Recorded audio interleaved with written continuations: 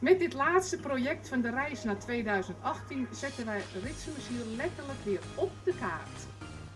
Daartoe hebben wij de burgemeesters van met name Radiel en Leeuwarden bereid gevonden. 4, 3, 2, 1, leuk! En de reis is een tocht door Friesland om, ik ga het in het Fries doen, om op deze wijze de culturele kracht van Ljouwert en Friesland zichtbaar te maken. Maar ook om maatschappelijke vraagstukken onder orde te brengen en die met de bewoners te bespreken, zien hoe we ermee omgaan kunnen en ik een grote verband wat dat met ermee in Europa. En het is natuurlijk, Ritsumersiel is natuurlijk met afstand het mooiste buurtschap van heel Friesland. Maar of het mooier is dan Kleester-Anje met andere buurtschappen van met name Radiel, daar durf ik eigenlijk geen uitspraak over te doen.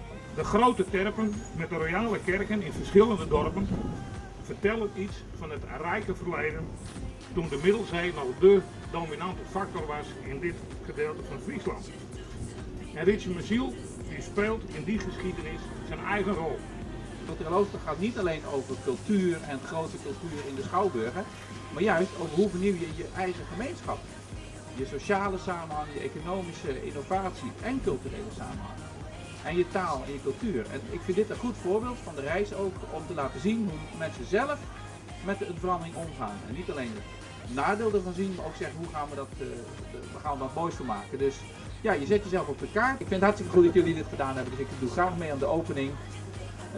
Als goede buur en nabije vriend, want we zijn het allebei wat mij betreft.